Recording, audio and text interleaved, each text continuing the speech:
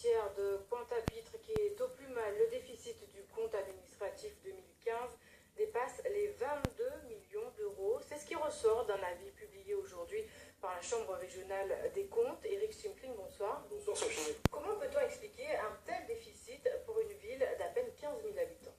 Eh bien, la situation financière était déjà critique avant 2015. Les magistrats n'ont fait que rétablir la vérité. Ainsi, le compte administratif était en effet jugé gravement insincère, d'aucuns diront franchement maquillé. Ainsi, les magistrats ont réintégré plus de 11 millions d'euros dépensés sans mandat ni engagement.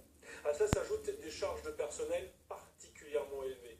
Au 31 décembre dernier, la ville de Pointe-à-Pitre comptait 616 agents. C'est près du double par rapport à la strate des communes de 10 à 20 000 habitants.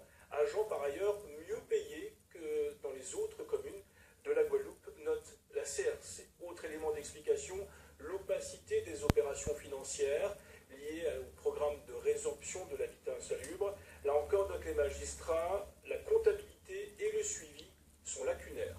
Pourtant, Éric, Pointe-à-Pitre dispose de rentrées d'argent bien largement supérieures à celles de communes équivalentes. En effet, la dotation globale de fonctionnement, une subvention versée par l'État, représente 535 € par habitant contre 206 pour d'autres communes de la même taille. Idem pour les impôts et pour les taxes. 966 € par habitant contre 106 € en moyenne dans des communes comparables.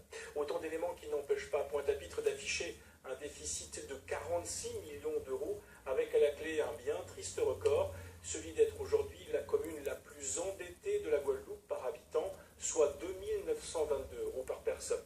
Et la situation n'est pas prête de s'améliorer.